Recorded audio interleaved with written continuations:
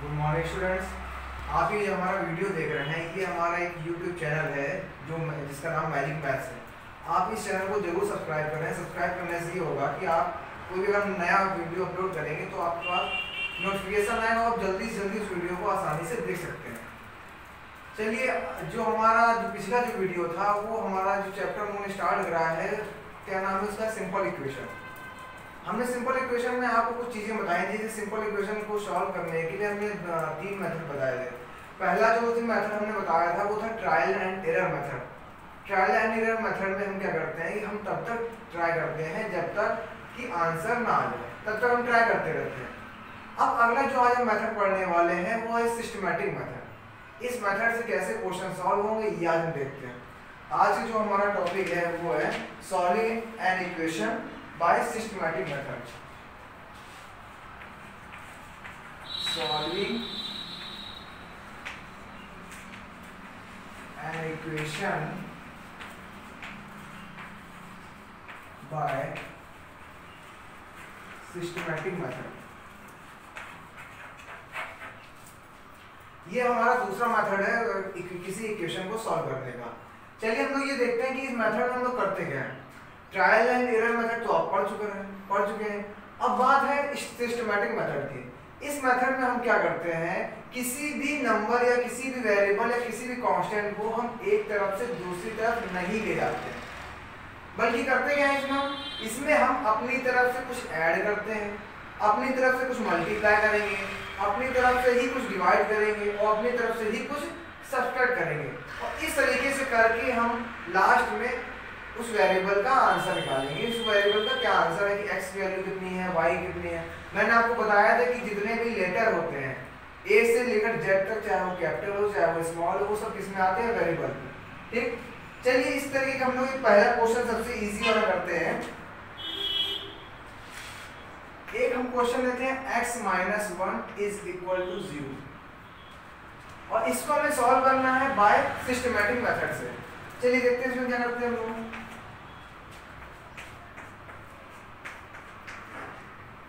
जब हम equation solve करते हैं तो सबसे पहले हम क्या करते हैं कि जैसे हम लोग एक मेथड और होता है जिसका नाम है ट्रांसपोजिशन मेथड। उसमें हम क्या करते थे कि वेरिएबल एक साइड कर लेते थे और कांस्टेंट एक साइड, और फिर आपस में इसको सॉल्व करते थे और उसमें जो वेरिएबल होता था उसकी वैल्यू फाइंड करते थे।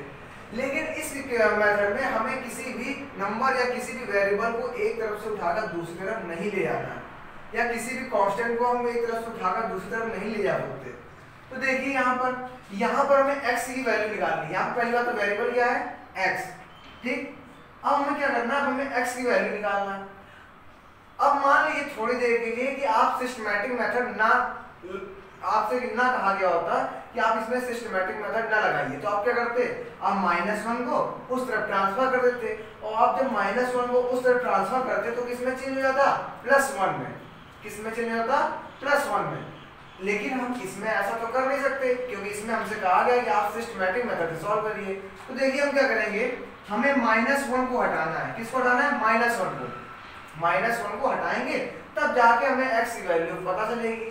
तो इसके लिए हम लोग क्या करते हैं, मान लीजिए थोड़ी देर के सिस्टमैटिक मेथड नहीं है तो हम लोग क्या करते हैं, -1 को उठाकर उस तरफ ले जाते हैं, और जब -1 उस तरफ जाता है तो किसमें चेंज होता है, +1 में। तो इसलिए हम लोग क्या यहाँ पे लिखेंगे, एडिंग +1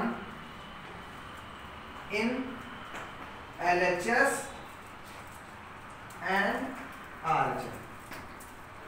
अब हम क्या करेंगे, +1 दोनों तरफ ऐड कर देंगे। ये देखिए ऐसे मैंने कहा ना कि हम किसी भी नंबर या किसी भी कांस्टेंट को हम एक तरफ से उठाकर दूसरी तरफ नहीं ले जाएंगे। करेंगे क्या, अपनी तरफ से कुछ या ऐड करेंगे या सब्ट्रैक्ट करेंगे या डिवाइड या मल्टीप्लाई। तो हमने क्या करा, +1 अपनी तरफ से ऐड कर दिया। देखिए, और जो काम जो ऐड करेंगे या जो सब्ट्रैक्ट करेंगे या जो डिवाइड करेंगे या जो मल्टीप्लाई करेंगे वो दोनों साइड होगा, मतलब LHS साइड भी और RHS साइड भी। इसीलिए देखिए मैंने +1 को LHS में भी ऐड करा है और RHS में भी ऐड करा है। चलिए अब देखिए -1 और +1 क्या हो जाएगा, 0। ये इधर क्या बचेगा, x। 0 में आप 1 ऐड करेंगे तो क्या आएगा, 1। ये आ गया आपका answer x = 1 by systematic method. अगर आपको पता करना हो कि हम इसमें क्या ऐड करें या क्या सब्ट्रैक्ट करें, तो आप थोड़ी देर के लिए भूल जाइए कि आपको सिस्टमैटिक मेथड कहा गया है। ठीक, आप जैसे अपना ट्रांसपोजिशन मेथड इसमें आप ट्रांसफर करते थे कि इस -1 को आप उधर ले आते थे तो +1 में चेंज आता है। ये जो +1 आया, ये आप दोनों तरफ क्या कर दीजिए, ऐड कर दीजिए, बस आपका आंसर आ जाएगा। बस थोड़ी देर के लिए आप क्या भूलेंगे कि सिस्टमैटिक मेथड हमें कहा नहीं गया है, हमसे नहीं कहा कि सिस्टमैटिक मेथड इसमें लगाओ। बस हम क्या करेंगे, अपना वही पुराना वाला तरीका, ताकि हमें पता चल पाए हमें क्या ऐड करना है, क्या सब्ट्रैक्ट करना है, क्या मल्टीप्लाई और क्या डिवाइड करना है। चलिए हम दूसरा एग्जांपल लेते हैं।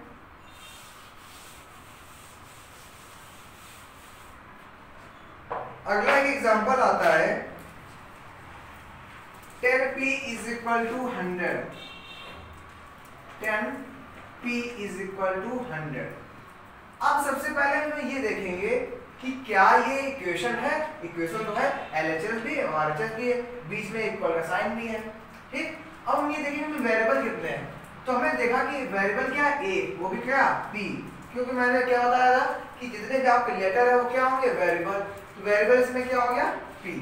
अब देखते हैं, अब हमसे कहा गया सिस्टमैटिक मेथड से आप p की वैल्यू फाइंड करिए।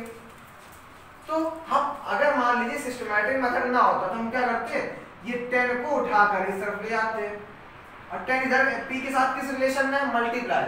10 के साथ p किस रिलेशन में, मल्टीप्लाई। और मल्टीप्लाई वाला जब बॉर्डर के उस पार जाता है तो किस में चेंज हो जाता है, डिवाइड में। मल्टीप्लाई वाला जब बॉर्डर के उस पार जाता है तो किसमें चेंज जाता है, डिवाइड में। यहाँ बॉर्डर हमारी क्या है, इक्वल का साइन। ठीक, चलिए तो हम क्या करेंगे, आप लिखेंगे डिवाइडिंग बोथ साइड बाय 10। अब हमें ये पता चल गया कि अगर हम 10 को उस तरफ ले जाते तो किसमें चल जाता, डिवाइड में, मतलब डिवाइड में 10 आता। तो हमने क्या करा, दोनों तरफ डिवाइड कर दिया, मतलब ये देखिए अपनी तरफ से 10 का डिवाइड दोनों तरफ, इधर भी LHS में भी और RHS में भी। अब देखिए 10 से 10 कैंसिल हो गया, कितना बचा यहाँ पर, p, इधर कितना आ गया, 10। ये आ गया आपका answer, p is equal to 10। यहाँ पर हमने सबसे पहले ये देखा कि वेरिएबल क्या है, वेरिएबल p है। अब हमने ये देखा हमें यहाँ पे p की वैल्यू फाइंड करनी है, हमें किसकी वैल्यू फाइंड करनी है, p की। और एक बात आप हमेशा याद रखिएगा, जिसकी वैल्यू फाइंड करनी होती है, जिसकी वैल्यू फाइंड करनी होती है उसके साथ में कोई भी नहीं होना चाहिए, उसको हमेशा हमें अकेला करना होता है, उसके साथ जो जो जुड़ा होता है हमें उसको हटाना होता है। तो यहाँ पर ये देखिए हमें p की वैल्यू फाइंड करनी है, p के साथ में कौन जुड़ा है, 10, वो भी किस रिलेशन में, मल्टीप्लाई। और जब मल्टीप्लाई वाला जब उस साइड जाता है तो किसमें चल जाता है, डिवाइड में।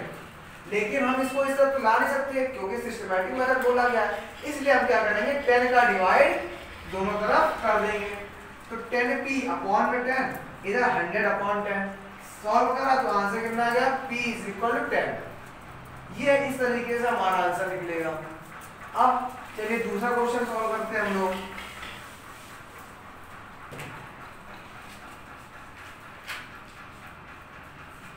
अगला क्वेश्चन हम लोग आते हैं, थोड़े बड़े क्वेश्चन में चलते हैं आप। जैसे देखिए 2p minus 8 is equal to 0। 2p minus 8 is equal to 0। मैंने क्या कहा कि जो पहले आप वेरिएबल चेक करेंगे, वेरिएबल क्या है, p, और यहाँ पर क्वेश्चन में आपको p की वैल्यू फाइंड करनी है। जिसकी भी वैल्यू फाइंड करनी होती है उसके साथ में कोई भी नहीं होना चाहिए। अभी यहाँ पर देखिए p के साथ साथ कौन है, पहली बात तो -8 है, दूसरा 2 है। तो सबसे पहले हम किसको भगाएंगे, -8 को। सबसे पहले किसको भगाएंगे, -8 को। अब मान लीजिए सिस्टमैटिक मेथड ना होता तो हम लोग क्या करते, -8 को उस तरफ भगा देते। तो -8 वाला जब बॉर्डर के उस पार जाता तो किसमें चले जाता, +8 में। तो हम क्या लिखेंगे, +8 का मतलब क्या, ऐड करना।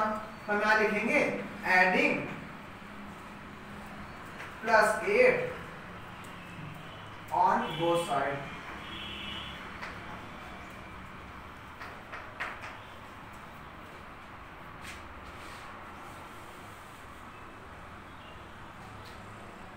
ठीक, अब देखिए अब हमने क्या कहा, 8 को बोथ साइड मतलब LHS और RHS दोनों में हमें ऐड करना है। चलिए देखते हैं। 2p माइनस 8, कितना ऐड करना हमें, प्लस का 8, प्लस 8 इज इक्वल टू, इधर क्या था 0 प्लस 8, ये देखिए हमने दोनों तरफ प्लस 8 ऐड कर दिया। अब ये 8 तो कैंसिल हो जाएगी, अगर आप 8 में से 8 को घटाएंगे तो कितना आएगा 0, ठीक। तो यहाँ पे क्या हो गया 2p बचा, इधर कितना है 0 में आप 8 ऐड करोगे कितना आएगा 8। अब ये आ गया। अब भी ये देखिए कि आपके पास जो वेरिएबल है उसके साथ कौन बैठा हुआ है 2, वो भी किस रिलेशन में, मल्टीप्लाई। अब इस मल्टीप्लाई वाले को आपको हटाना है क्योंकि आपको p को अकेला करना है, और p को अकेला करना है तो आपको 2 को कहाँ भगाना पड़ेगा। भगाने के लिए अगर यहाँ पे 2 को इधर लेके आते तो किसमें चेंज होगा, डिवाइड में। तो हम यहाँ पे लिखेंगे डिवाइडिंग बोथ साइड बाय 2। अब हम क्या कर रहे हैं, वो साइड दोनों साइड 2 से डिवाइड कर देते हैं। देखिए 2p upon 2 is equal to 8 upon 2, ये 2 से ये 2 कैंसिल हो जाएगा, 2 1 जा 2, 2 4 जा 8, तो आपका आंसर कितना आ गया, p इज इक्वल टू 4। ये है आपका आंसर, ठीक। तो ऐसे क्वेश्चन में जब हमसे कहा जाए कि आप सिस्टमैटिक मेथड से क्वेश्चन को सॉल्व करें तो आप क्या करेंगे, सबसे पहले जो वेरिएबल है उसको आपको लास्ट तक अकेला करना पड़ेगा, तभी आप उसकी वैल्यू फाइंड कर सकते हैं। तो इसके लिए हम लोग क्या करेंगे, सबसे पहले हमने -8 को हटाया, -8 को हटाने के लिए हम क्या करेंगे, आप थोड़ी देर के लिए भूल जाएंगे सिस्टमैटिक मेथड है तो आप क्या करते, -8 को उस तरफ ले आते, और -8 को जब आप बॉर्डर के पार ले आते तो किसमें चेंज होता है, वो +8 में। तो हमने क्या करा, ऐड +8 ऑन बोथ साइड, दोनों तरफ हमने +8 देखिए ऐड कर दिया, ये 8 कैंसिल हो गया, कितना आ गया 2p, इधर क्या आ गया 8। अब यहाँ पे हमें पता चला है वेरिएबल तो p है लेकिन उसके साथ कौन बैठा है 2, और वो किस रिलेशन में, मल्टीप्लाई में। तो इसका मतलब हमें 2 को भी हटाना पड़ेगा। अभी यहाँ पे 2 किस में है, मल्टीप्लाई में, जब उस साइड जाएगा तो उसमें चेंज जाएगा डिवाइड में, तो हमने लिख दिया डिवाइडिंग बोथ साइड बाय 2। अब देखिए 2 से डिवाइड करा हमने, ठीक, तो कितना आ गया p इज इक्वल टू 4। अब ये देखिए यहाँ पर p अकेला है कि नहीं है, अकेला है, तो p की वैल्यू कितनी निकली 4। इसी तरीके से आपको क्वेश्चन सॉल्व करने हैं सिस्टमैटिक मेथड से। इसमें हम लोग क्या करते हैं, अपनी तरफ से कुछ ऐड करेंगे, अपनी तरफ से ही कुछ सब्ट्रैक्ट या कुछ डिवाइड या कुछ मल्टीप्लाई ही अपने तरफ से करेंगे। चलिए क्वेश्चन और देखते हैं हम लोग। 4³ + 5 is equal to 35। 4³ + 5 is equal to 4³ + 5 is equal to 13 है। ये क्वेश्चन हमें ये दिया गया है और कहा गया है कि आप इसमें q की क्या निकालिए, वैल्यू। तो सबसे पहले हमने देखा वेरिएबल तो q है ये, लेकिन इसके साथ में 2 लोग जुड़े हुए हैं, पहला 5 और एक 4। तो सबसे पहले हम कह रहे हैं 5 को हमें हटाना होगा किसी तरीके से, तो 5 अभी किसमें है, प्लस में, प्लस वाला जब बॉर्डर के उस पार जाएगा तो किसमें चेंज हो जाएगा, माइनस में। तो हम यहाँ क्या लिखेंगे, सब्ट्रैक्ट 5 ऑन बोथ साइड। चलिए सब्ट्रैक्ट कर देते हैं हम लोग, तो क्या कितना सब्ट्रैक्ट करना है, 5, 4³ + 5 माइनस का 5 इज इक्वल टू 13 -5। ये देखिए अब ये 5 तो ये 5 कैंसिल हो जाएगा, इधर कितना बचेगा, 4³ इज इक्वल टू 13 में आप 8 घटाएंगे कितना, 5 घटाएंगे कितना है 8। अब देखिए अब यहाँ पे q के साथ कौन बैठा है, 4, वो भी किस रिलेशन में, मल्टीप्लाई। 4 और q के बीच में किसका रिलेशन है, मल्टीप्लाई का, और मल्टीप्लाई वाले को जब हम उस तरफ ले जाते हैं तो किस में चेंज हो जाता है, डिवाइड में। तो इसका मतलब डिवाइड वहां 4 आ जाएगा, तो हम लोग यहाँ क्या लिखेंगे, डिवाइडिंग बोथ साइड बाय 4। मतलब हम क्या करेंगे, दोनों LHS और RHS जो दो साइड हमारे पास हैं उनको हम 4 से डिवाइड कर देंगे। चलिए देखते हैं यहाँ पे क्या होता है, 4³ अपॉन का 4 is equal to 8 upon 4। 4 cancel हो गया, 4 1 जा 4, 4 2 जा 8। कितना आ गया, q इज इक्वल टू 2। ये है आपका आंसर। तो इन तरीके के जो क्वेश्चन कहा जाता है इसमें हमसे कि आप सिस्टमैटिक मेथड से सॉल्व करें, तो आप क्या करें, आपको ये पता करना होगा कि हम इसमें कितना ऐड करें या कितना सब्ट्रैक्ट करें या कितना मल्टीप्लाई या कितना डिवाइड। तो उसका सबसे बढ़िया तरीका, आप थोड़ी देर के लिए भूल जाइए कि आपको सिस्टमैटिक मेथड दिया गया है। आप जैसे अपना तरीका सॉल्व करते थे क्या, कि हम लोग चीजों को उठाकर दूसरी तरफ भेज देते थे। जब माइनस वाला बॉर्डर के उस पार जाता है तो किस में चेंज जाता है, प्लस में। प्लस वाला जब बॉर्डर के उस पार जाता है तो किस में चेंज होता है, माइनस में। मल्टीप्लाई वाला जब बॉर्डर के उस पार जाता है तो किस में चेंज होता है, डिवाइड में। और डिवाइड वाला जब उस पार जाता है तो किस में चेंज होता है, मल्टीप्लाई में। तो इसी तरीके से हमने क्या करा, पहले +5 को हटाना था। +5 जब उस तरफ जाएगा तो किस में चेंज जाएगा, -5 में। तो हमें ये पता चल गया कि उस तरफ जाके -5 होगा। तो हमने क्या करा, सब्ट्रैक्ट 5 ऑन बोथ साइड में लिख दिया। दोनों तरफ हमने -5 कर दिया। ये कैंसिल हो गया। कितना है, 4q = 8। मैंने आपको बताया है, आपको जिस वेरिएबल की वैल्यू फाइंड करनी है उसको हमेशा अकेले करना पड़ेगा, मतलब उसके साथ और कोई भी नहीं होना चाहिए। ठीक, ऐसे 4q = 8 है, q के साथ अभी कौन है, 4, वो भी किस रिलेशन में, मल्टीप्लाई में। और मल्टीप्लाई वाला जब उस साइड जाता है तो किस में चला जाता है, डिवाइड में। मतलब अगर हम देखें तो उस तरफ डिवाइड में 4 आएगा, तो हमने क्या लिख दिया, dividing both side by 4। 4q/4 8/4। तो कितना आ गया, q = 2। इसी तरीके से आपको एक्सरसाइज 4.2 पूरी सॉल्व करनी है, उसमें कोई भी प्रॉब्लम नहीं आएगी। जो कठिन क्वेश्चन थे वो मैंने आपको एक्सप्लेन कर दिए। अब हम आगे जो अगले टॉपिक जो हमारा आता है वो ये है कि solving an equation by transposition method. ये तो अभी हम लोगों ने सिस्टमैटिक मेथड पढ़ा है। अब हम लोग क्या पढ़ेंगे, solving an equation by transposition method. ये जो आप पढ़ते आए हैं या जिस तरीके से आप क्वेश्चन को सॉल्व करते थे, कोई किसी भी क्वेश्चन को आप आसानी से सॉल्व करते थे। देखिए,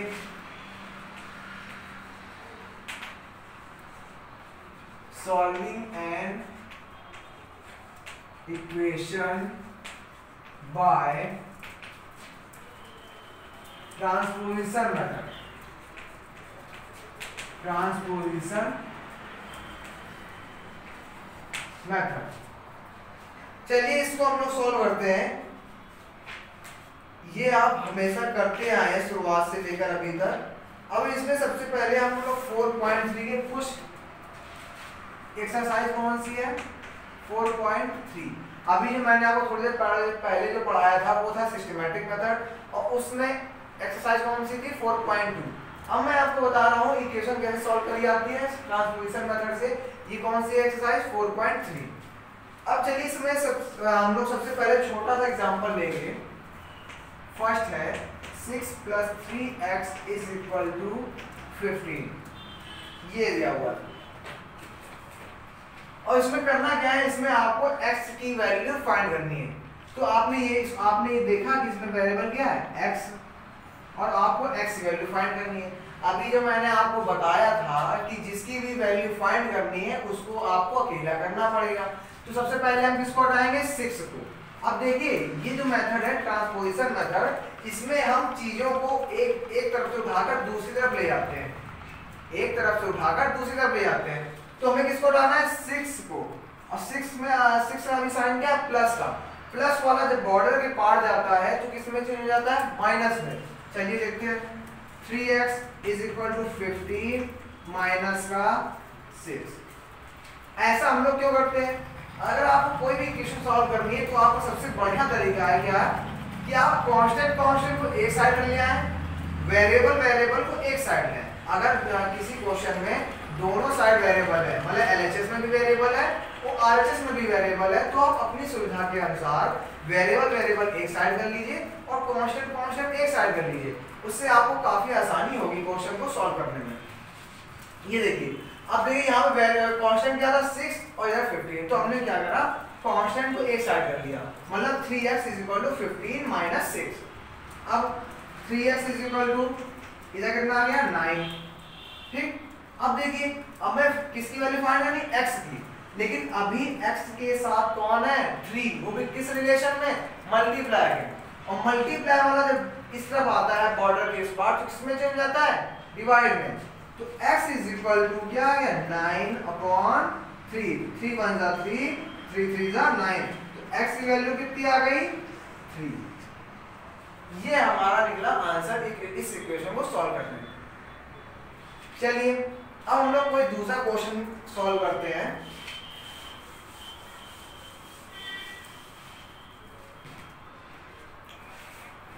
अगला जो क्वेश्चन है वो क्वेश्चन नंबर 2 है। मैं आपको इसमें कुछ मेन प्रॉब्लम्स बता दे रहा हूँ जो आपको शायद लगाने में प्रॉब्लम हो, इसलिए मैं वो क्वेश्चन बता दे रहा हूँ आपको। अगला क्वेश्चन ये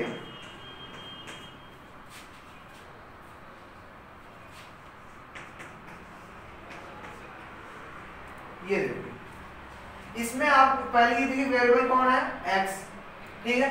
अब आपको क्या करना है, x की वैल्यू निकालना है। और मैंने आपको बताया कि आप वेरिएबल एक साइड करिए और कांस्टेंट एक साइड करिए, फिर इसको सॉल्व करते हैं। तो हमने ये देखा यहाँ पे वेरिएबल क्या है x और यहाँ पे कांस्टेंट क्या है अभी दिया हुआ 3, मतलब हमें 3 को हटाना होगा। और 3 को अगर यहाँ पे 3 किस में है, प्लस में, प्लस वाला जब बॉर्डर के उस पार जाता है तो किस में चले जाता है, माइनस में। चलिए देखते हैं इसको, इज इक्वल 21/2, प्लस वाला 3 जब उस तरफ जाए तो इसमें चल जाएगा माइनस का 3।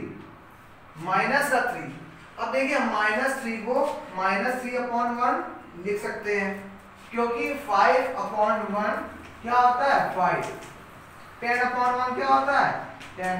इसका मतलब हम 10 को 10/1 भी लिख सकते हैं या 10/1 को 10 भी लिख सकते हैं।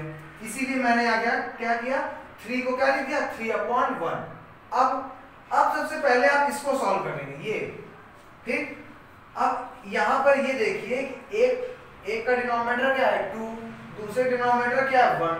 और ये आपको पता है कि तब तक हम किसी को ऐड नहीं कर सकते या तब तक हम किसी को सब्ट्रैक्ट नहीं कर सकते जब कि दोनों के डिनोमिनेटर सेम ना हो। अगर डिनोमिनेटर सेम है तभी न्यूमरेटर ऐड हो सकते हैं और तभी न्यूमरेटर सब्ट्रैक्ट हो सकते हैं।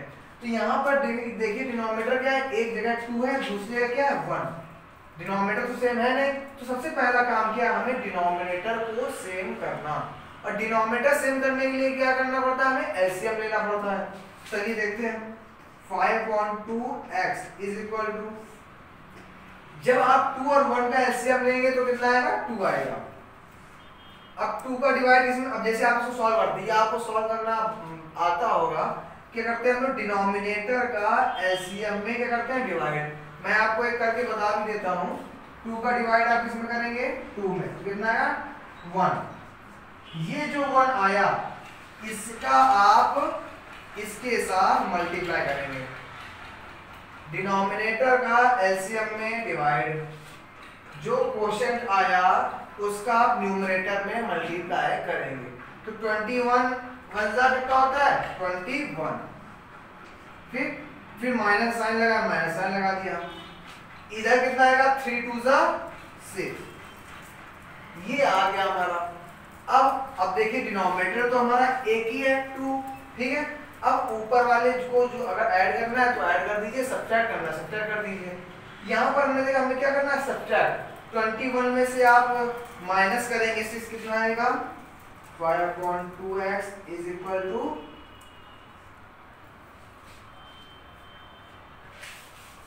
हम लोग इधर कर लेते हैं इस क्वेश्चन को, 5/2x इज इक्वल टू 15/2। जब आप 21 में 6 घटाएंगे तो कितना आएगा 15/2, 2 नीचे का हो गया। अब ये देखिए हमें वैल्यू किसी फाइंड करनी x की है और x के साथ कौन है अभी 5/2, वो भी किस रिलेशन में मल्टीप्लाई।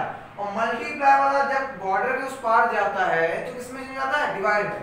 देखते हैं हम लोग 15/2, अब ये मल्टीप्लाई में उसको इधर ले जाकर किसमें चल जाएगा डिवाइड में, तो क्या हो जाएगा 5/2, ठीक। अब आपको ये सॉल्व करना तो आता ही होगा क्योंकि मैंने आपको फ्रैक्शन पढ़ाया है। तो x is equal to 15/2, divide वाला साइन किस में चेंज जाता है? मल्टीप्लाई में। और जैसे ही डिवाइड वाले साइन को मल्टीप्लाई में चेंज करते हैं वैसे ही संख्या का रेसिप्रोकल हो जाता है। रेसिप्रोकल मतलब अगर 5/2 लिखा है तो उल्टी हो जाएगी, मतलब 2/5। यहाँ कितना आ जाएगा? 2/5। 2 1 are 2, 2 1 are 2। अब देखिए 5 1 are 5, 5 3 are 15। x की वैल्यू कितनी आ गई? 3। ये है हमारा आंसर। तो आप कोई भी क्वेश्चन सॉल्व करनी हो तो आप एक चीज याद रखिए कि जो भी वेरिएबल है उसको आपको अकेला करना पड़ेगा। जब तक आप उसको अकेला नहीं करेंगे तब तक आप उसकी वैल्यू फाइंड नहीं कर सकते। और अकेले करने के लिए आपको जो जो उसके साथ जुड़ा हुआ है उसको हटाना होगा। तो अगर प्लस में है तो उधर जाएगा तो माइनस में चेंज हो जाएगा, डिवाइड में है तो मल्टीप्लाई, और मल्टीप्लाई है तो डिवाइड में। आप इसी तरह क्वेश्चन सॉल्व करते जाइए और आपका आंसर आसानी से आता जाएगा। चलिए अब हम लोग सॉल्व करते हैं थोड़ा सा कठिन क्वेश्चन जो आपकी बुक में दिया हुआ है 4.3 की एक्सरसाइज में। देखते हैं हम लोग। एक क्वेश्चन दिया हुआ है, क्वेश्चन नंबर है 15। क्वेश्चन नंबर 15 क्या है? m+5 upon 2 is equal to 1 + 3m-4 upon का 5। ये क्वेश्चन हमें दिया हुआ है।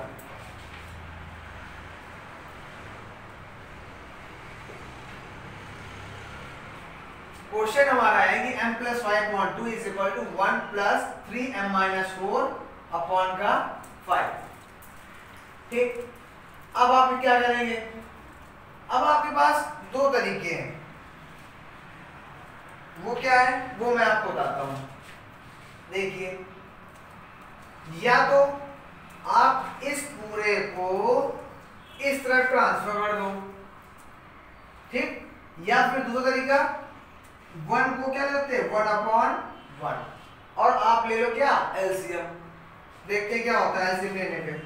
m+5/2 इज इक्वल टू, आप इनका एलसीएम लो कितना आएगा 5। इधर क्या आएगा 5 + 3m-4। क्यों?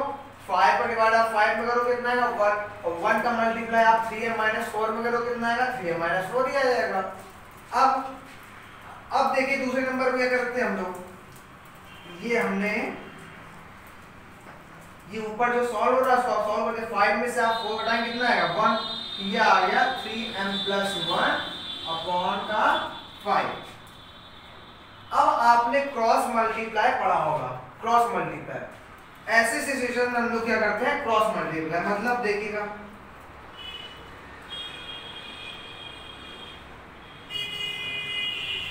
ये एरो का मतलब आप समझ रहे हैं कि 2 को हम इस तरफ ले जा रहे हैं। ये एरो लगाया है तो 2 को हम उस तरफ ले जा रहे हैं। 5 का एरो इधर है तो 5 को हम इस तरफ ले जा रहे हैं। अब देखिए यहाँ पे 2 किसमें डिवाइड में। डिवाइड वाला जब इधर जाएगा किसमें चेंज जाएगा मल्टीप्लाई में। इधर 5 डिवाइड में, डिवाइड वाला जब इधर आएगा किसमें चेंज जाएगा मल्टीप्लाई में। तो क्या आएगा 5 ब्रैकेट में m+5 is equal to 2 bracket में 3m+1। ये आ गया। हमने क्रॉस मल्टीप्लाई किया तो 5 को इधर भेज दिया, 5 इधर डिवाइड में था तो इस तरफ आया तो किसमें चेंज हो गया मल्टीप्लाई में। ये इधर डिवाइड में था तो उस तरफ गया तो किसमें चेंज हो गया मल्टीप्लाई में। अब आप ये कहेंगे आपने ब्रैकेट क्यों लगाया। ब्रैकेट मैंने इसलिए लगाया क्योंकि हम इधर से किसको लेके आ रहे हैं 5 को, और 5 जब आएगा तो सबके साथ उसका मल्टीप्लाई होगा। ये नहीं कि आप सिर्फ m के साथ कर दें, ऐसा नहीं है। अगर कि कोई बाहर से कुछ बांटने आया है और उसने कहा कि हम क्लास 8 के सभी बच्चों को टॉफियां बांटेंगे, तो क्लास 8 में जितने बच्चे हैं सभी को टॉफियां देंगे वो। ये तो है नहीं क्लास 8 के एक बच्चे को टॉफी दे दी और बाकी कहते हैं कि दे देंगे, ऐसा तो होता नहीं। इसी तरीके से ये 5 जब इधर मल्टीप्लाई में आएगा तो सबके साथ मल्टीप्लाई होगा जो ऊपर बैठा होगा, ठीक है। इसीलिए मैंने ब्रैकेट लगाया है ताकि आगे हमें क्वेश्चन में कोई भी प्रॉब्लम ना हो। अब इधर देखिएगा, अब 5 और ब्रैकेट बीच में किसका रिलेशन है मल्टीप्लाई का। तो सबसे पहले 5 को मल्टीप्लाई किसके साथ होगा m के साथ। तो क्या हो जाएगा 5 × m, ठीक है। फिर किसका साइन लगा है, प्लस का, तो प्लस का आप भी लगा दीजिए। फिर देखिए 5 का मल्टीप्लाई किसके साथ होगा, 5 के साथ, इसको आप ऐसे लिख दीजिए। ठीक, फिर इक्वल का साइन लगा है तो आप इक्वल का साइन लगा दीजिए। ठीक, अब इधर देखिए 2 का मल्टीप्लाई किसके साथ करेंगे, 3m के साथ, तो 2 मल्टीप्लाई 3m। अब किसका साइन लगा है, प्लस का, तो आप भी प्लस साइन लगा दीजिए। अब 2 का मल्टीप्लाई किसके साथ होगा, 1 के साथ, तो क्या आ जाएगा 2 मल्टीप्लाई 1। अब क्या करेंगे, अब हम लोग मल्टीप्लाई सॉल्व करते हैं, तो 5 को मल्टीप्लाई m में करेंगे कितना आ जाएगा, 5m प्लस 5 को मल्टीप्लाई 5 में तो 25, 2 का मल्टीप्लाई हम लोग 3m में करेंगे कितना आएगा, 6m प्लस का 2। अब मैंने आपको थोड़ी देर पहले बताया था कि जब वेरिएबल और वेरिएबल LHS और RHS दोनों साइड हो या कांस्टेंट दोनों साइड हो, तो हम लोग क्या करते हैं, वेरिएबल एक साइड, कांस्टेंट एक साइड होगी अपनी सुविधा के अनुसार। तो देखिए यहाँ पे इधर भी वेरिएबल m है, उधर भी वेरिएबल m है, तो हम क्या करेंगे, वेरिएबल एक साइड कर लेंगे और कांस्टेंट एक साइड। तो हमने क्या करा, 25 को ऐसे लिखा, ये जो इधर 2 है किसमें, प्लस में, इसको इधर ले आया, किसमें चेंज हो गया, माइनस में। ठीक, इधर क्या लिखा था, 6m। अब देखिए इधर क्या है, 5m, वो भी किसमें, प्लस में, तो 5m जब इस तरफ लेके आएंगे तो किसमें चेंज जाएगा, माइनस का 5m। ठीक, हमने यहाँ पे क्या किया, वेरिएबल एक साइड किया, कांस्टेंट एक साइड, तो हमने क्या करा, +2 को हम क्या इस तरफ लेके आ गए, तो किसमें चले गया, -2 को, इधर +5m इधर उस तरफ ले जा रहे हैं, किसमें चले गया, -5m। अब देखिए अब इसको हम लोग सॉल्व कर देते हैं, 25 में से 2 घटाएं कितना आएगा, 23, 6m में 5m घटाएं कितना आएगा, m। ये निकला आपका आंसर। इस तरीके से आप सभी क्वेश्चन को सॉल्व करेंगे। ठीक है, चलिए अब एक क्वेश्चन और करते हैं। इसमें मैं आपको सारे कठिन जो भी आपको लगाने में दिक्कत होंगी थोड़े बहुत, वो मैं आपको सारे बता दे रहा हूं। आप इसी तरीके से अब आप सारे क्वेश्चन को सॉल्व करेंगे। जैसे अगला क्वेश्चन दिया हुआ है, क्वेश्चन नंबर है 13। क्वेश्चन नंबर 13 कह रहा है 7/2 p minus p plus 4 is equal to 6। इस क्वेश्चन में जो बहुत सारे बच्चे जो गलतियां करते हैं वो साइन चेंज करने में, बहुत सारे जो बच्चे गलतियां करते हैं वो किसमें करते हैं, साइन चेंज में। अब आपने जो है छोटी क्लास में या 6 में पढ़ा होगा कि जब ब्रैकेट के बाहर माइनस का साइन लगा होता, ब्रैकेट के बाहर अगर माइनस साइन लगा है तो अंदर के जो भी प्लस साइन है या जो भी माइनस साइन है वो बदल जाते हैं, मतलब माइनस वाला प्लस में चेंज हो जाएगा और प्लस वाला माइनस में। ठीक है, अब देखिए चलिए इसको सॉल्व करते हैं। पहले 7/2p, क्योंकि हमें पता है कि सबसे पहले हम लोग क्या सॉल्व करते हैं, ब्रैकेट, तो ब्रैकेट सॉल्व करते हैं। अब देखिए यहाँ पर हम ब्रैकेट को हटाने वाले हैं, लेकिन ब्रैकेट के बाहर देखिए साइन किसका लगा है, माइनस का। ब्रैकेट के बाहर साइन किसका है, माइनस का। इसका मतलब अंदर जो भी साइन लगा है माइनस या प्लस का वो चेंज हो जाएगी, मतलब माइनस वाला प्लस में और प्लस वाला माइनस में। तो देखते हैं माइनस, ये देखिए ये अंदर किसमें है, प्लस में, तो ये माइनस बन गया, तो क्या हो गया p। ये वाला प्लस में तो किसमें चेंज जाएगा, माइनस में। ये देखिए ये आया। तो अगर ब्रैकेट के बाहर माइनस साइन लगा हुआ है तो अंदर बने हुए साइन माइनस और प्लस वाले चेंज हो जाते हैं, माइनस वाला प्लस में चेंज हो जाएगा और प्लस वाला माइनस में चेंज हो जाएगा। अब हम क्या करेंगे, इसमें हम ये देख रहे हैं वेरिएबल तो एक साइड है, लेकिन कांस्टेंट देखिए एक इस साइड घूम रहा है, तो इस कांस्टेंट को हम उस तरफ भेज देते हैं इसको। तो देखिए 7/2p माइनस का p, ये -4 उस तरफ गया तो किसमें चेंज हो गया, +4 में। ठीक है, अब चलिए आगे काम करते हैं हम लोग। ये क्या आया हमारा 7/2p माइनस का p इज इक्वल टू 6 और 4 को आप ऐड करें कितना आएगा, 10। ये हम लोग पहुंच गए। अब आपको वैल्यू किसकी निकालनी है, p की, लेकिन आपको ये दोनों भी तो सॉल्व करने होंगे। ठीक है, अब देखिए यहाँ पर तो अपॉन में कुछ है, यहाँ पे अपॉन कुछ नहीं था, मैं यहाँ पे अपॉन में क्या लिख दिया 1। ठीक, अब आज एक बात और आप सुनिए कि दोनों तरफ डिनोमिनेटर हमेशा एक ही होना चाहिए। LHS में कोई अलग डिनोमिनेटर, RHS में कोई अलग डिनोमिनेटर। ये नहीं कि RHS में 2 डिनोमिनेटर, जैसे देखिए यहाँ पर LHS में 2 डिनोमिनेटर, एक 2 और एक 1, ऐसे काम नहीं चलेगा। तो आपको डिनोमिनेटर एक करना होगा, और डिनोमिनेटर एक करने के लिए हम लोग क्या करते हैं, डिनोमिनेटर सेम करने के लिए क्या करते हैं, एलसीएम लेते हैं। तो 2 और 1 का एलसीएम लेंगे कितना आएगा 2। ठीक है, अब यहां पे तो वही आ जाएगा, इधर देखते हैं हम लोग, इधर क्या आ गया 7p, इधर कितना आ गया 2p इज इक्वल टू 10। अब डिवाइड वाला साइन किसमें, डिवाइड वाला किसमें चल जाएगा, मल्टीप्लाई में। तो कितना आ जाएगा 7p माइनस का 2p is equal to 10 multiply 2, क्योंकि डिवाइड वाला साइन किसमें चेंज हो गया, मल्टीप्लाई में। अब 7p माइनस का 2p is equal to 20। 7p में आप 2p घटाएं कितना आएगा 5p, 5p is equal to 20, और p is equal to 20 upon 5, जो कि p की वैल्यू कितनी आ गई 4। ये है आपका आंसर। तो ऐसे क्वेश्चन में ट्रांसपोजिशन मेथड में लोग क्या करते हैं, हम लोग सब वेरिएबल को अकेला करते हैं, क्योंकि हमें वेरिएबल की वैल्यू निकालनी होती है। तो कांस्टेंट एक साइड कर लेते हैं और वेरिएबल एक साइड। कब, जब दोनों साइड वेरिएबल हो या दोनों साइड कांस्टेंट हो, फिर आप उसको सॉल्व करें तो आपको बहुत आसानी होगी। और इस क्वेश्चन में आप ये जरूर याद रखिएगा कि अगर ब्रैकेट के बाहर अगर माइनस साइन लगा है, ब्रैकेट के अगर बाहर माइनस साइन लगा है, तो अंदर लिखे हुए प्लस माइनस के साइन चेंज हो जाते हैं। प्लस वाला माइनस में चेंज हो जाएगा, माइनस वाला प्लस में, जब ब्रैकेट ओपन होगा। देखिए यहाँ पे जब मैं ब्रैकेट ओपन करा तो प्लस वाला किसमें हो गया, माइनस में, प्लस वाला इधर भी माइनस में बदल गया। ये आप जरूर याद रखिएगा, फिर आप उसको सॉल्व करेंगे। इस तरीके से आपके सभी आंसर निकलेंगे, और आपको इस तरीके से 4.2 और 4.3 एक्सरसाइज करनी होगी।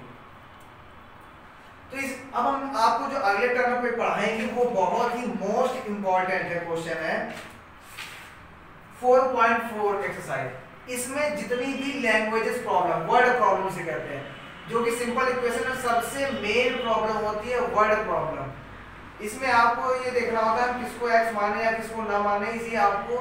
ये आपको मिलेगा एक्सरसाइज 4.4 में, जिसमें मैं आपको अगले नेक्स्ट वीडियो पे पढ़ाऊंगा। ये आपको एक्सरसाइज बहुत ही ध्यान से पढ़नी होगी। तो सबसे पहले आप क्या करिए, ये मेथड देख लीजिए कैसे आपको क्वेश्चन सॉल्व करने हैं, कैसे आप इक्वेशन सॉल्व करेंगे, क्योंकि वहां पे हम आपको सिखाएंगे इक्वेशन बनाना, और यहाँ पर आपको कैसे सिखा रहे हैं इक्वेशन सॉल्व करना। तो वहां पहले इक्वेशन बना लेंगे, फिर हम इक्वेशन सॉल्व करेंगे।